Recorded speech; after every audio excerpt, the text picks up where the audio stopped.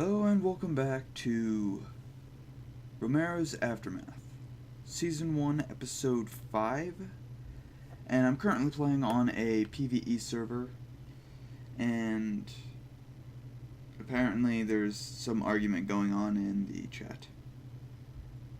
So, I wanted to show that pressing F6 pops up this menu. This is the pristine SCAR rifle, which is, I guess, a medium tier rifle, and I just added a silencer to it, which I bought from the shop. The rifle laser, which I actually found, the reflex, which I found.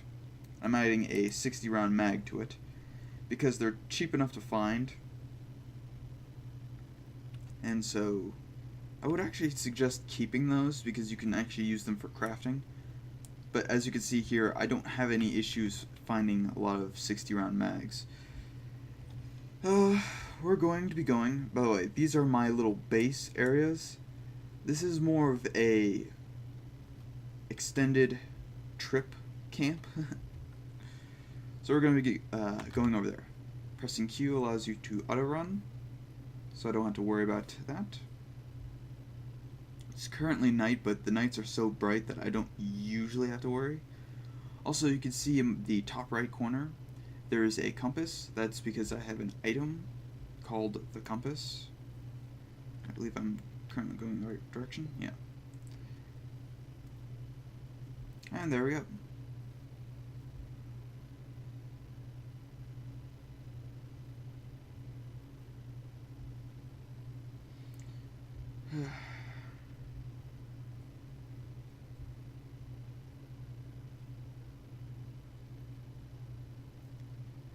Yep.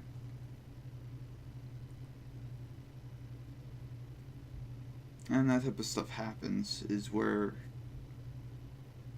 people steal things. And that's why I actually don't liberate towns.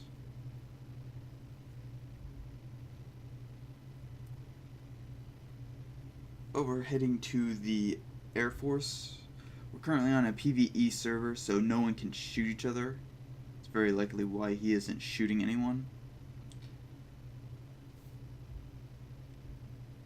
And it does get annoying, and that's why liberations in PvE servers aren't actually worth it. Besides, they have reduced loot. And yeah, we're just gonna head to the military base. I'm actually going to show you guys a few areas that are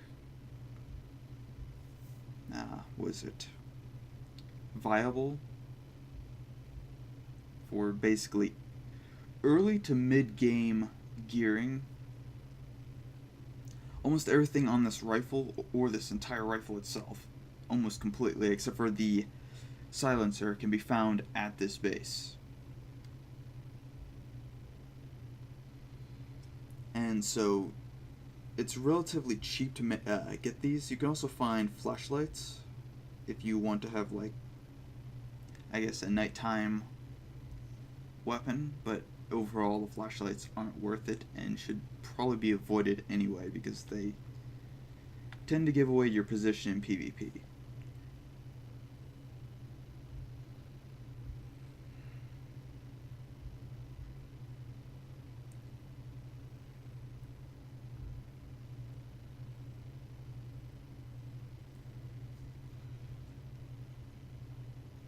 And they've currently added a, by the way, this stuttering thing, this happens continuously. Eventually it starts getting so bad that you can't actually walk forward without it stuttering.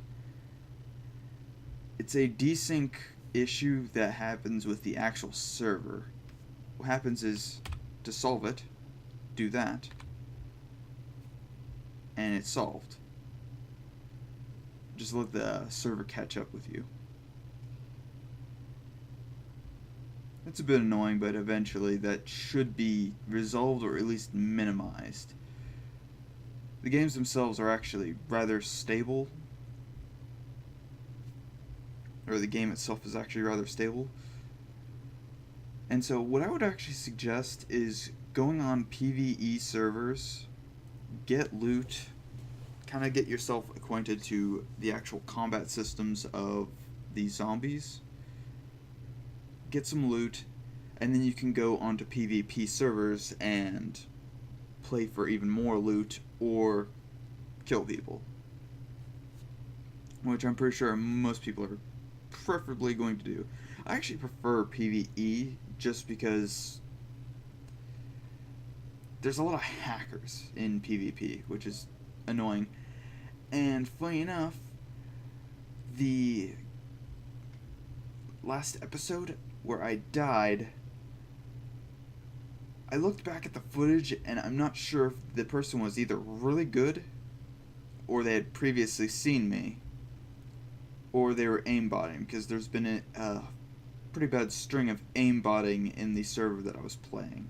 So I'm kind of on the fence. I'm actually going to lean more towards it probably wasn't aimbotting, but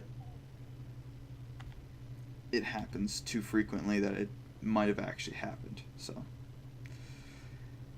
and yes, this is someone else's base, which is relatively built up actually. Every time I come over here, they seem to get a little bit bigger for this. Let's see. But yeah, this person's more recently been playing, because this wasn't here a couple days ago. And after 7 days, your base collapses. Just magically collapses. And that's to prevent people from just building large walls around areas and causing issues by just blocking off areas. They block off the loot. Now, the good news is, if you block off the loot, you yourself are blocked off from the loot, because there are no doors, no no way to enter unless everyone can enter. And I currently have this thing, can't actually be extended. I actually built a little too close to the camp over there and the base, but I don't have to worry about that as much. This is just a standard storage. This is actually my base. I actually had some some farms over here, but it's been a couple days, so they disappear after 7 days regardless of you being on. And in here I have some food. I actually need to cook those. I'll just take that because it's actually I have carrots. I should be fine. But yeah, you can see these are actually sellable items. The desert itself is, I think, barely worth it. I don't actually sell anything that isn't above 100 game dollars.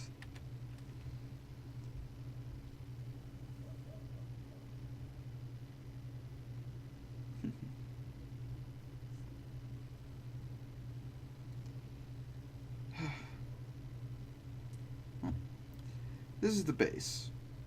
This is actually one of the cheaper bases to get a good start on. I would actually suggest bringing in a suppressed rifle after, oh, I guess suppressed weapon of any kind, really. Pistol or rifle. I actually prefer pistol just because it's a little bit easier for close range.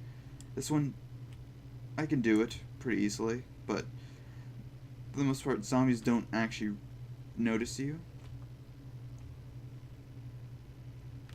I think the range should be increased a little. Oh, I guess what they have on PvP servers, or not PvP, PvE servers, is that zombies have 1.5 times health. They have, I think, a 50% increase to damage and a 50% loot, which means there's less loot, but they're harder to kill. And it's to basically make it so people can't just farm these as easily. Now, the latest patch notes said that the that zombie killed percentage doesn't show up until you kill at least 10% of the population. So people can better hide themselves from other players. And let's see. I think I've already learned that, yeah. I've learned most of the, what is it? I can't even remember what they're called. The blueprints. There we go. By the way, fall damage doesn't exist. So, have fun, jump off cliffs, stuff like that. Yeah, there you go, pristine scar. And it's so frequent that I wouldn't actually go to a PvP server to get geared up. If you're going to be going on a PvP server, you're more likely going to want to kill people. So I wouldn't bother actually doing anything. Oh, not meat cleaver. I actually thought it was a destroyed rocket, which allows you to make ammunition. And funny enough, every once in a while I'll go on a PvP server and sell ammunition, which is fun. Surprisingly, it's a good economy because everyone wants to shoot each other.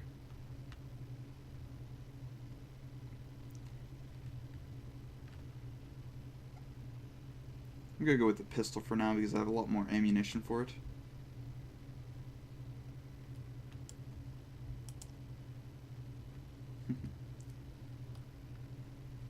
I think someone's been here recently because things don't seem to have been respawned.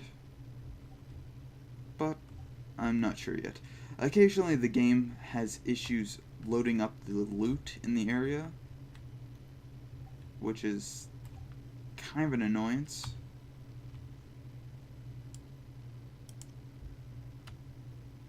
And for some reason their sound has been kind of messed up because the new patch. I want that. The 9mm hand case tends to be rather valuable, even if the guns themselves aren't always that good. I think you can get this gun, the M9 Graboid, with it, but other than that, it's kind of not worth it for the most part. And I usually disassemble this stuff. This is what you're going to mostly be doing. I would also suggest disassembling these if you don't already have, or as long as you have a better weapon. The shotguns themselves aren't really that good. Occasionally I'll use them to basically draw attention. Kind of the only use for it. I like to put the junker stuff onto the ground, or not the ground, near the bottom, but you can really do anything with it. People obviously use organize every once in a while. I honestly don't care for the organize as much, but it does come in handy every once in a while when I'm just basically destroying a lot of equipment. This is actually a specific spawn point for blueprints,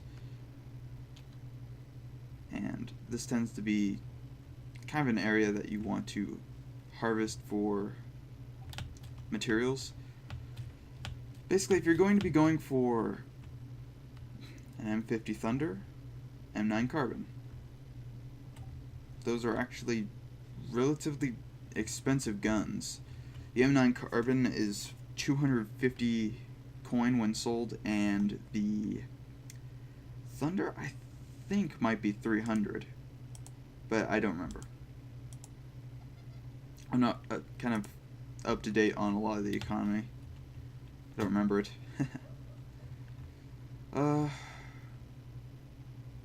Weapons case. You can't actually open those without the weapon case key, or the case key, which is a 1 in 10 million chance of dropping from anything, and even less of a chance of just spawning on the ground. And they're so small that you can't see them. Usually you want to destroy the erasers, as they're cheap enough to find. I'm still looking for certain blueprints, like the pistol suppressor. But other than that, I haven't really... I've mostly found all the essential blueprints, though they did release a good amount of them recently. By the way, I learned that you can crawl under this, or you used to. Huh. Maybe they fixed that. Yeah, okay. You can crawl under certain areas of that. That's good. And there's people that tend to block these off. It's annoying, but I often shoot them out just because I got the ammunition to do so. I have a feeling either the loot's not spawning properly here, which can happen. I've had it happen a couple times where loot just doesn't spawn for like 2 hours. Or someone's recently been here and it despawned. Because it has a 5-minute despawn timer, at which point it respawns in like, I think, another 5 minutes. And the respawn timer only occurs after it's despawned or been picked up. I've already learned that. Disassembling is kind of a big part in this game, so it does get tedious and annoying. By the way, you can actually refill your water there.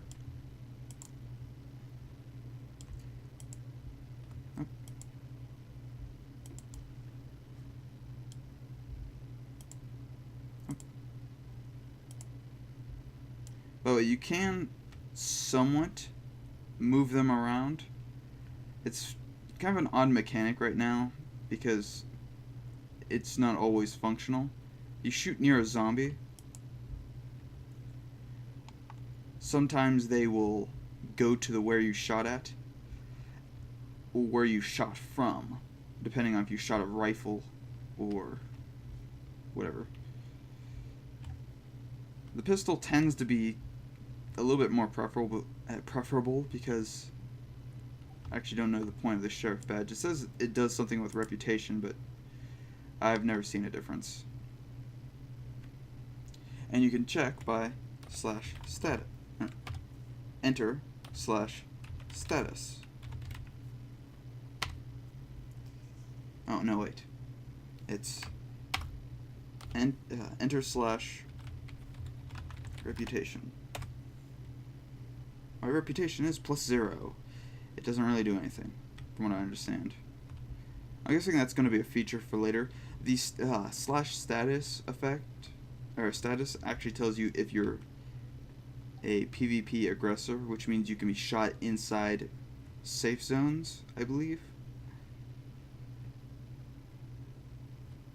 Other than that, I don't think there's really a point of it, because I'm pretty sure you can't actually shoot anyone in a PvE server. I've shot people and I've become a PvP aggressor in PvE, and what I found was kind of annoying because they were shooting me because, in fact, actually, that was recently. They were standing on that tower and constantly shooting at me for no reason. And apparently I shot back, and apparently I hit him. Guy actually couldn't shoot me. Or couldn't hit me with anything, which is kind of annoying. If you're at least going to shoot at me, at least hit me. Make it worth that, like, 20-30 rounds that you're sending down range. And I hit him both with a pistol and a rifle. The rifle, it's pretty good. I would actually suggest getting a pristine scar as a early weapon. The 60-round mags are pretty cheap. Actually, I do have another mod that I can't actually get here. The combat grip. I haven't seen that around, though they might just be rare. Occasionally, you'll find decently rare items. And a couple, I guess it's been about 3-4 days since I last played. There was a minor issue where the undead were being shot, and it took them almost a minute to actually die. and that seems to have been fixed. It was some sort of latency issue with all the servers. And recently I haven't been just really up for playing as much. Just in general, it's been kind of annoying. I don't know, it might be just some sort of depression or something. I'm not sure. Oh. And I kind of don't like that you have to actually right click and disassemble everything. I would actually like to see I think I already learned that, yeah. A similar crafting system where I could just basically disassemble all these items with a simple button click. It would be nice, but till then, if you enjoy what you're watching, like and subscribe for more. Have a nice day. See you in the next episode. I'll probably continue this for a bit, and since this is kind of a filler series, I'm just kind of getting used to it. I've actually seen that people seem to be liking this, so I might keep it up or might make it a main series at one point. Not sure. See you next time. Thank you for watching, and remember, all shall subscribe to the one true King.